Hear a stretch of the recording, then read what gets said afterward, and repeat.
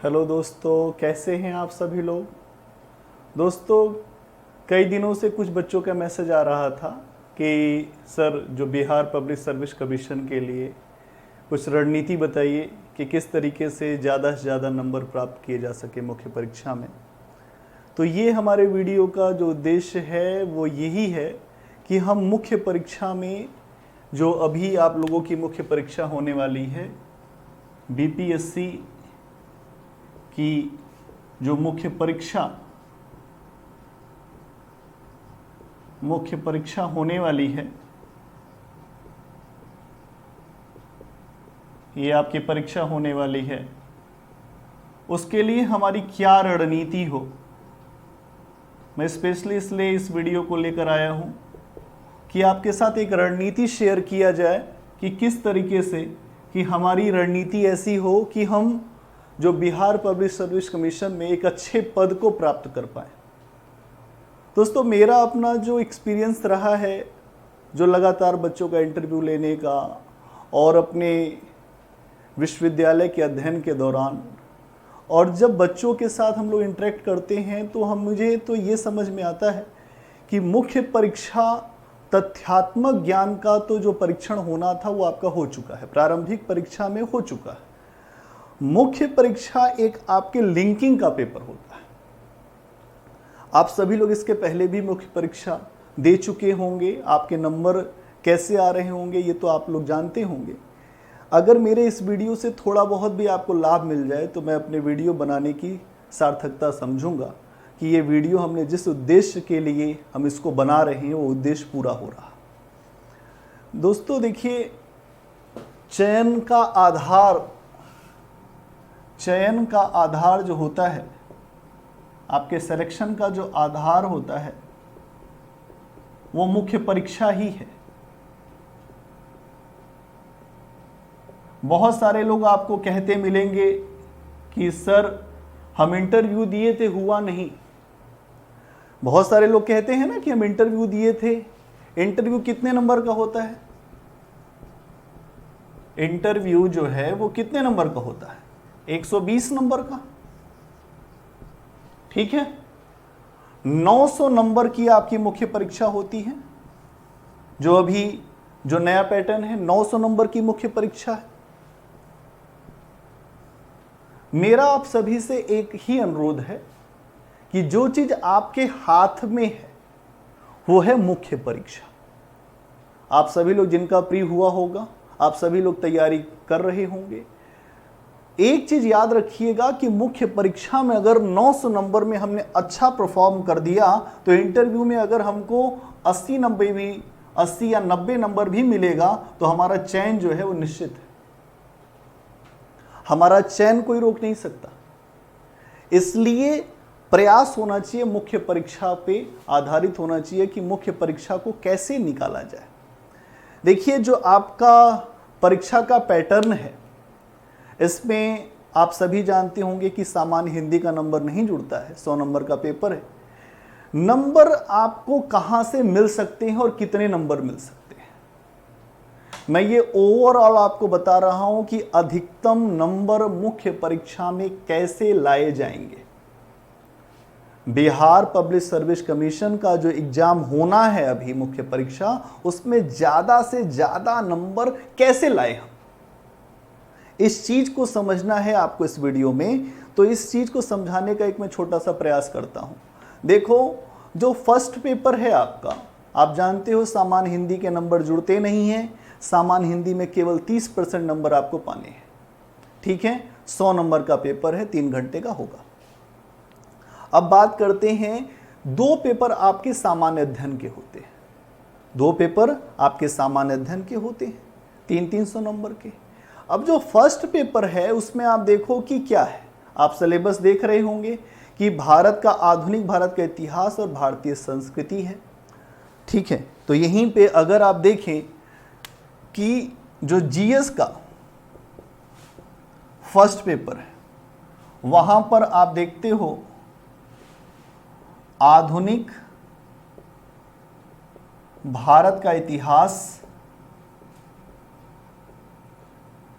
आधुनिक भारत का इतिहास एवं भारतीय संस्कृति, ठीक है, भारतीय संस्कृति। इसके अलावा राष्ट्रीय और अंतर्राष्ट्रीय महत्व की घटनाएं हैं। तीसरी चीज आप यहां देखते हो सांख्यिकी। सांख्यिकी के 4 क्वेश्चन आते हैं, 4 में से 2 करना होता है। एक क्वेश्चन 36 नंबर का, तो 36 दूनी 72 नंबर का, तो सांख्यिकी के ही क्वेश्चन आते हैं। समझना यहां बात कि जीएस का फर्स्ट पेपर जो है ये आपके सिलेक्शन में बहुत बड़ा रोल प्ले करेगा। हम सभी को इस बात को ध्यान रखना पड़ेगा, सांख्यिकी कुछ भी कठिन नहीं है। जो लोग सांख्यिकी के नाम पे डरते हैं, पहले डर निकालो अपना। कुछ नहीं है, मैथमेटिक्स नहीं है सांख्यिकी। एक तरह से एक ग्राफ के द्वारा एक छोटे छोटे कैलकुलेशन होते हैं, उन कैलकुलेशन के द्वारा आप चीजों को कर सकते हो। तो आधुनिक भारत का इतिहास और संस्कृति और राष्ट्रीय अंतर्राष्ट्रीय महत्व की घटनाएं, ये पेपर आपको 200 नंबर दिला सकता है, 300 में 200 नंबर। बस शर्त यह है कि आप सांख्यिकी वाले जो सेगमेंट को सही करने का प्रयास कर दें। इतिहास, दोस्तों मैं इतिहास पढ़ाता हूं, तो इतिहास का एक बड़ा सेगमेंट है यह आपके यहाँ। इतिहास का ये जो सेगमेंट है, इस सेगमेंट को समझो बात। यहां पर इतिहास के साथ एक बात है, लोग इतिहास को कैसे पढ़ते हैं, किस तरह से पढ़ाया जा रहा है इतिहास, ये आप सभी जानते हैं। इतिहास तथ्यात्मक जानकारी का नाम नहीं है, ठीक है। तथ्यात्मक जानकारी केवल इतिहास नहीं है। मुख्य परीक्षा में इतिहास में आप देखोगे, आपको पूरा एक तो विकास क्रम समझना है, विकास क्रम, और दूसरा आपको परिवर्तन समझना है। अगर आपको सिलेबस आपको पता है, कुछ लोग कहते हैं हम सीधे 1857 समझ सकते हैं, कहते होंगे, बहुत सारे लोग कहते होंगे, लेकिन आप क्या मानते हैं 1857 आप सीधे समझ जाएंगे? बताइए, संभव है ये? 1857 को समझने के लिए 1757 से जो भारत में शोषण शुरू हुआ अंग्रेजों का, उसको समझने की जरूरत है। और ये जो 1757 से 1857 100 साल है, इस 100 साल में भारत के जीवन में किस तरह से परिवर्तन, चाहे सामाजिक स्तर पे हो, चाहे राजनीतिक के स्तर पे हो, चाहे आर्थिक स्तर पे हो, चाहे आप देखोगे धार्मिक स्तर पे हो, इन स्तरों पर क्या प्रभाव पड़ा अंग्रेजों के आने के बाद, ध्यान दीजिएगा। और अगर आप ये चीज समझ गए जो मैं समझाना चाह रहा हूं, बिल्कुल समझ बनाइए अपनी विषय पे समझ, एकदम रटने की जरूरत नहीं। मैं आपको बताता हूं, देखिए आधुनिक भारत का इतिहास, यहां जो सिलेबस है इसमें बिहार स्पेशल भी इंक्लूड है। तो यहां आप देखोगे कि जो इतिहास में आप देखोगे 19वीं शताब्दी के मध्य से, 19वीं शताब्दी के मध्य का मतलब क्या हुआ, 1850 के बाद। देखिए यहीं पे इस चीज को समझ गए होंगे, तो अब मैं पूरी बात चूंकि एक्सप्लेन कर दूं कि नंबर कैसे आएगा आपका।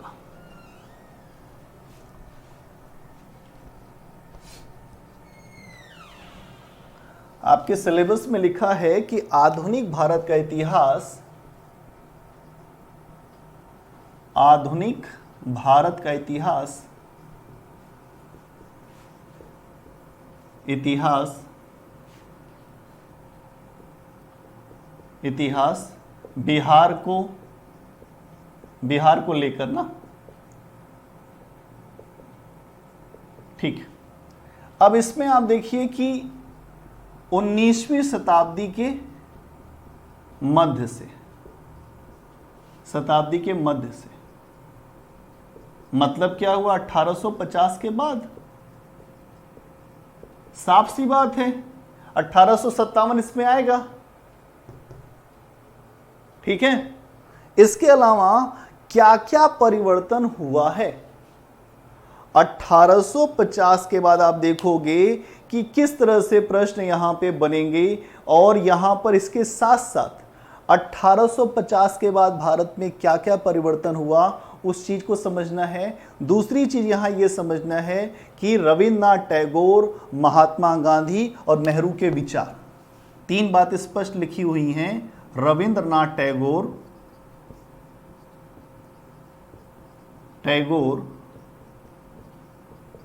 महात्मा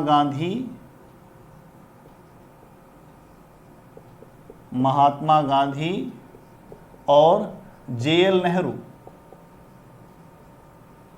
जवाहरलाल नेहरू, ये तीन लोग हैं जिनके विचार आपको देखना है।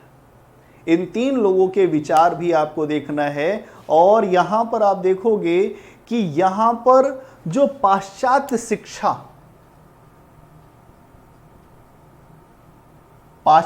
जो शिक्षा है, जो पश्चिमी शिक्षा है, पश्चिमी शिक्षा के कारण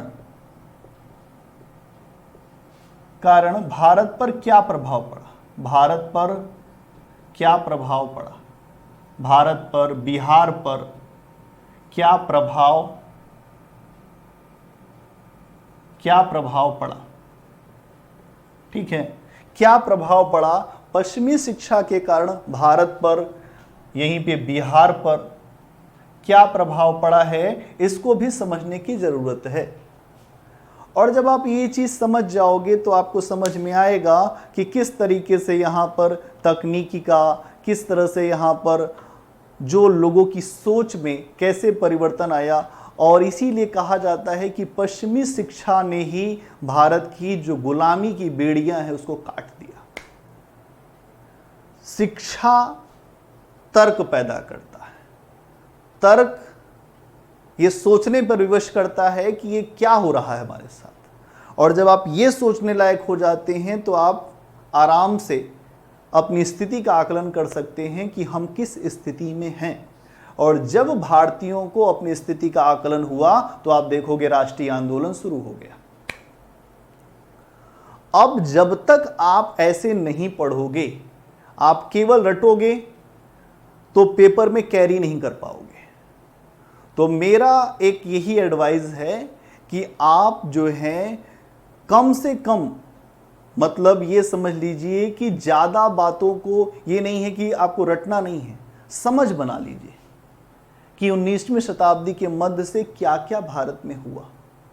एक चेंज, एक कंटिन्यूटी, और चेंज कंटिन्यूटी का सीक्वेंस पकड़ेंगे तो फर्स्ट पेपर में आपको इतिहास जो है, जो इतिहास वाला सेगमेंट है उसको बेहतर कर ले जाएंगे।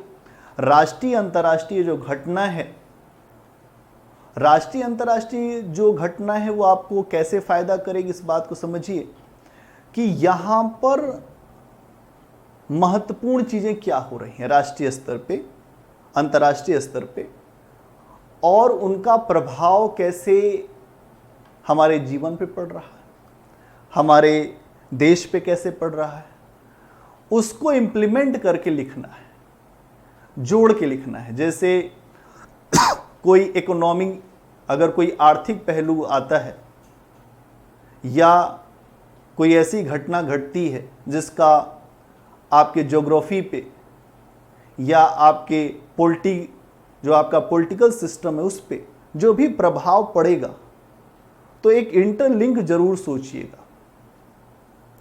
और जब आप एक इंटरलिंक सोचेंगे तो आपका वो विषय भी तैयार होगा और उस विषय में आपकी एक समझ भी बेहतर होगी। इसमें आपको एक काम करना है, फुटनोट्स अपना एक संक्षिप्त नोट्स अपना पेपर फर्स्ट का बिल्कुल तैयार कर लें, जहां पूरी कहानी ना लिखें। मेरा अनुरोध है आप लोगों से कि आप लोग पूरी कहानी लिखने ना बैठे, पढ़ ले पूरी कहानी। नोट्स बनाना है तो आगे के लिए उसमें आपके पास कुछ तो नोट्स वैसे भी बने होंगे, और अगर नहीं भी बने हैं तो पहले क्या है कि पूरी बात को पढ़ ले और लिखने का अभ्यास करें। तो बात को आपने पढ़ लिया, सारे मटेरियल सबके पास अवेलेबल हैं, आपने पढ़ा, फिर लिखने का अभ्यास करिए। लिखने का अभ्यास जब आप करेंगे तो आप एक चीज़ देखेंगे कि पहले बातें नहीं आएंगी आपके आंसर में, लेकिन जब धीरे धीरे आप 2-3 आंसर, 4 आंसर, 5 आंसर, 10 आंसर लिखेंगे तो वो बातें आने लगेंगी। तो यहाँ एक संक्षिप्त नोट्स एग्जाम से पहले आपका पेपर फर्स्ट का बन जाए, जिसमें भारत का जो आज़ादी का इतिहास है वो, राष्ट्रीय आंदोलन का, भारत में जो बिहार ने जो योगदान दिया है उनका, और इसके अलावा उसमें भी पूरे नोट्स नहीं, संक्षिप्त में, कि आप एग्जाम में सब कुछ कैरी करके ले जाएं। एक संक्षिप्त नोट्स बने जो एग्जाम तक आपके साथ जाए। लोग कहते हैं बहुत पढ़ते हैं सर, बहुत लिख लेते हैं, लेकिन एग्जाम में जब तक आप क्वालिटी वाला आंसर नहीं लिखोगे तब तक सिलेक्शन की संभावना नहीं बनती है। तो सिलेक्शन अगर आपको चाहिए तो आप पहले एक संक्षिप्त नोट्स बनाइए, एक कंसाइज नोट्स बनाइए, लगभग 50 पेज का, ज़्यादा नहीं, 40 से 50 पेज का, जिसमें सारे टॉपिक। ठीक है, ये पहला काम करना है। दूसरा काम ये करना है, राष्ट्रीय अंतर्राष्ट्रीय महत्व की जो घटना है उसके लिए जो भी आप पत्रिका लेते हो, जैसे आप सिविल सर्विसेज जो क्रॉनिकल है वो ले सकते हैं, इसके अलावा अन्य पत्रिकाएं भी जो आती हैं आप उनको ले सकते हैं, और इसका भी एक आपके पास फुट नोट्स होना चाहिए। सांख्यिकी बचा तो सांख्यिकी में प्रैक्टिस करिए, 1-2 क्वेश्चन रोज बनाने का, कि यहीं पे मत भागिए, भागने की जरूरत ही नहीं है और न डरने की जरूरत है सांख्यिकी से। जब आप ये काम कर लेंगे तो मेरा दावा है कि आप फर्स्ट पेपर में 200 नंबर लेकर आएंगे। कोई और लेके नहीं आता है। आप लोग ये सोचते होंगे कोई और बिरला लेके नहीं आता है। मैं वो रणनीति आपके साथ शेयर कर रहा हूं जिससे लोग सेलेक्ट हुए। आप पहला काम ये करिए कि अपने सिलेबस को संक्षिप्त में करिए। आपने पढ़ लिया, अब संक्षिप्त में उसको फुटनोट्स टाइप का बना लीजिए और उसको रिवाइज करते रहिए। एग्जाम में जाते समय केवल आपके पास पूरे फर्स्ट सेकंड पेपर का ज़्यादा से ज़्यादा 100 पन्ने का एक आपका नोट्स हो, जो केवल आपका काम करेगा और वो किसी के काम का नहीं है। वो केवल आपके दिमाग में जो चीज़ आप भूलते हैं, जो चीज़ें आपको एग्जाम में लेके जाना है, आप उसको वहाँ नोट डाउन करेंगे।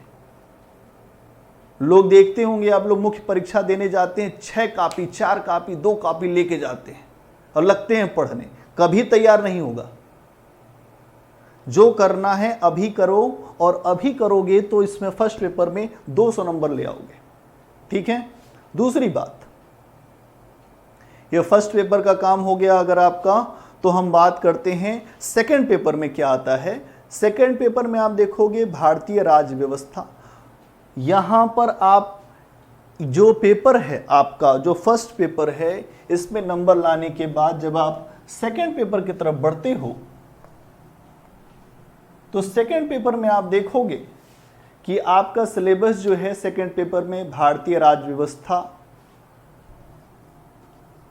भारतीय राज्य व्यवस्था, ठीक है। इसके अलावा भारत का भूगोल, भारत का भूगोल, ये देखिए आप, भारत का भूगोल, भारत की अर्थव्यवस्था,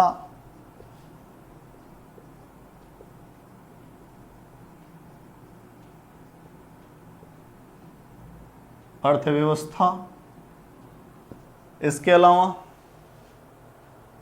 आप देखोगे भारत के विकास में, भारत के विकास में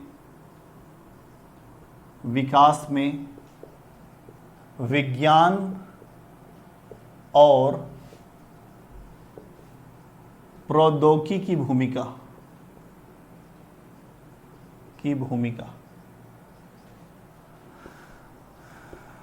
देखो ये पेपर थोड़ा सा लेंदी है आपका, आप इस बात को समझ पा रहे होंगे। फर्स्ट पेपर में 200 नंबर अगर मेहनत करोगे तो आ जाएगा। सेकंड पेपर में आपको राज्य व्यवस्था, भारत का भूगोल, अर्थव्यवस्था, भारत के विकास में विज्ञान प्रौद्योगिकी की भूमिका। अब राज्य व्यवस्था में भी आप अपना सिलेबस जो है उसके अकॉर्डिंग पढ़ेंगे और इसमें भी वही काम करेंगे कि एक संक्षिप्त नोट्स यहां पे भी आपके पास होना चाहिए जो आपके हाथ से लिखा हो, भारत का भूगोल। और इसका सबसे अच्छा तरीका है कि आप जो प्रीवियस ईयर के पेपर हैं उन पेपर को देखो कि उसमें किस तरह के प्रश्न आए हैं, तो आप तुरंत इसका लिंक समझ जाओगे कि भारतीय राज्य व्यवस्था में क्या पढ़ना है और क्या छोड़ना है। प्रीवियस ईयर का पेपर और आपका सिलेबस आपके सामने होना चाहिए। जो सिलेबस है वो आपके सामने होना चाहिए। सिलेबस समझिए बाइबल है, बाइबल को कभी छोड़ नहीं सकते आप। तो यहां पर सिलेबस के अकॉर्डिंग भारतीय राज्य व्यवस्था, ठीक है, और फिर देखो जो प्रीवियस ईयर का पेपर है उसको देखो और भारत का भूगोल। यहां काम एक कर रहा है कि एक से दो आंसर जो है हमें कम से कम रोज लिखने का प्रयास करना है टॉपिक वाइज। यहां पे संक्षिप्त नोट्स बनाया आपने, प्रीवियस ईयर का पेपर देखा, सिलेबस रखा साथ में, और उसके बाद आप लगभग हर सेगमेंट पे आपके पास कम से कम आपके हाथ से लिखा हुआ 50 से 60 क्वेश्चन का एक लॉट होना चाहिए, चाहे वो राज्य व्यवस्था हो, चाहे वो अर्थव्यवस्था हो, ठीक है, चाहे वो भारत का भूगोल हो। इसके अलावा भारत के विकास में देखिए यहां डेवलपमेंट लिखा है कि इंडिया के डेवलपमेंट में साइंस एंड टेक्नोलॉजी, साइंस का क्या रोल है डेवलपमेंट में। प्रश्न इसी के अनुरूप बनेगा कि विज्ञान प्रौद्योगिकी ने मानव के जीवन को कैसे सरल कर दिया, मानव के जीवन को कैसे सरल किया। इसके अलावा आप देखोगे भारत को विकास के पथ पे कैसे चलाया। ये दो चीज आप सब जब आपको समझ में आएगी तो आप ये समझ जाएंगे कि यहां से भी क्वेश्चन किस तरह से आते हैं। तो प्रीवियस ईयर का यहां पे भी जो आपको क्वेश्चन है वो देखना है और यहां पे भी 50 क्वेश्चन। मेरी बात मानिए, थोड़ा थोड़ा काम कर लीजिए। 50 क्वेश्चन यहां, 50 यहां, 100, 150, 200 क्वेश्चन। देखिए एक चीज यहां समझ लीजिएगा कि ये जो पेपर है लेंदी है। अगर आपने 200 क्वेश्चन नहीं किया तब भी 150 क्वेश्चन भी आप पूरा मिला के अगर आपने मेहनत करके कर लिया तो मुझे उम्मीद है कि इस पेपर में एक चीज ध्यान रखिएगा कि जितना भी जनरल स्टडी का पेपर है, हिस्ट्री इकोनॉमिक्स से नहीं जुड़ती क्या? आप मुझे बताइए, हिस्ट्री भी तो इकोनॉमिक्स से जुड़ती है। ज्योग्राफी जब तक नहीं होगी तब तक क्या हिस्ट्री बनेगी क्या? ज्योग्राफी होना जरूरी है।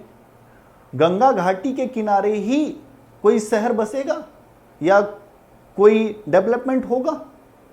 उसके लिए भौगोलिक स्थितियां होनी चाहिए कि नहीं होनी चाहिए? तो यहां एक बात बहुत ध्यान से समझ लेंगे कि हर विषय की एक लिंकिंग है और जो विद्यार्थी लिंकिंग को समझ जाएगा, हिस्ट्री की, ज्योग्राफी की, पॉलिटी की, साइंस की, इकोनॉमी की, तो आप देखोगे कि आपका आंसर बहुत ही डाइवर्सिफाई हो जाएगा, बड़ा अच्छा आंसर होगा। और जब यह आंसर बेहतरीन बन जाएगा तो आप देखोगे कि आपके लिए एक बेहतर स्थिति रहेगी। आप आनंद लोगे लिखने में। लेकिन ये तब होगा जब आप एक बार अपना अध्ययन कर डालो सिलेबस लेकर। दूसरी चीज, सिलेबस के साथ जब आपका नोट्स बनेगा तब फुट नोट्स होने चाहिए। फुट नोट्स आप यहाँ पे बना लें, क्वेश्चन वाइज आंसर लिख लें। और मुझे ऐसा लगता है अगर आपने ऐसा कर लिया तो इस सेकंड पेपर में भी आपको 200 में आप देखोगे कि यहाँ 200 में 160 से 170 नंबर आपको मिल सकता है। 300 नंबर में से 160 से 170 नंबर आप यहां से भी प्राप्त कर सकते हो। ध्यान दीजिएगा, यहां पर जो अगर आपने इतना नंबर पा लिया और फर्स्ट पेपर में आपके 200 नंबर हैं तो कितने हो गए? 360। ठीक है, 360 नंबर हो गए। और ये अपने आप में आप देखोगे कि किस तरीके से आपके सिलेक्शन का रास्ता खोल देगा। 360 नंबर ये आपके सिलेक्शन के लिए कितना फायदेमंद होगा, ये आप इस बात को समझोगे। क्या आपको मेरी बात समझ में आ रही है कि किस तरीके से हमारा सिलेक्शन होगा? हमें ज्यादा से ज्यादा नंबर स्कोर करना है, और ज्यादा से ज्यादा नंबर अगर हम स्कोर करना चाहते हैं तो हमारी स्ट्रेटजी, हमारी रणनीति अलग होगी। अगर आप एसडीएम, डीएसपी ऊपर के पद चाहते हो तो इतनी मेहनत तो करनी पड़ेगी। हमारे पढ़ाए हुए बहुत सारे जो बच्चे हैं, बहुत सारे जो लोग हैं, वो अच्छे पदों पे गए, तो उसके पीछे एक आधार ये भी है कि उनका थोड़ा अप्रोच अलग है।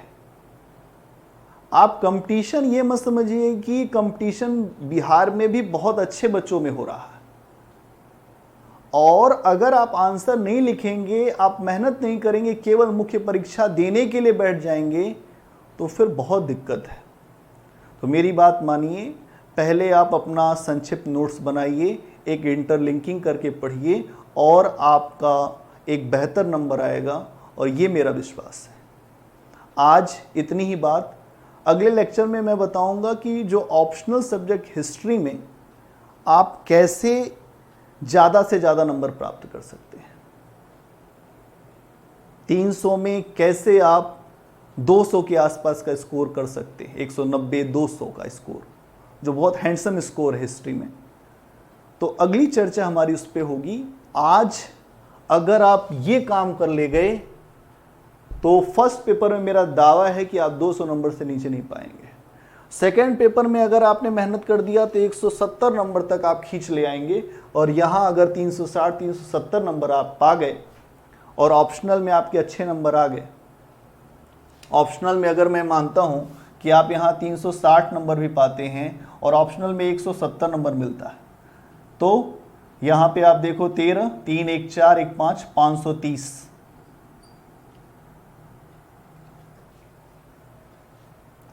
ठीक है, 530 नंबर ये कट ऑफ। लेकिन यहां आपको ऑप्शनल में नंबर थोड़ा सा इंक्रीज करना पड़ेगा, कम से कम 190 से 200 के आसपास नंबर रखना पड़ेगा। अगर आपने इतना कर लिया तो आप देखेंगे कि सीधे ये 550 नंबर आपका यहां हो जाएगा। 20 नंबर बढ़ेगा तो 550 नंबर होगा, और उसके बाद आप एक अच्छे रैंक पे चयनित होने की संभावना आपकी पूरी बनी रहेगी। तो दोस्तों, थोड़ा सा विचार करें, ध्यान दें, और ये एग्जाम ज़्यादा आपकी समझ पे डिपेंड करता है। ज़्यादा से ज़्यादा उत्तर लेखन करने का अभ्यास करें, ज़्यादा से ज़्यादा चीज़ों को मेमोराइज करें, छोटा करके। ऐसा करें कि एग्जाम में कैरिंग, एक होता है कैरिंग कैपेसिटी, कि वहन क्षमता, आपके दिमाग की एक वहन क्षमता है। अगर आप वहन क्षमता को जान जाएंगे तो आप अपना सिलेक्शन भी करा ले जाएंगे। इसलिए आप सभी लोगों से ये मेरा रिक्वेस्ट है कि आप ज़्यादा से ज़्यादा आंसर लिखें, और यही आपकी सफलता की कुंजी होगा। धन्यवाद। आप सभी अपना ध्यान रखें। अगले लेक्चर में मिलेंगे। वैकल्पिक विषय इतिहास के बारे में मैं बताऊंगा कैसे क्या करना चाहिए। Thank you.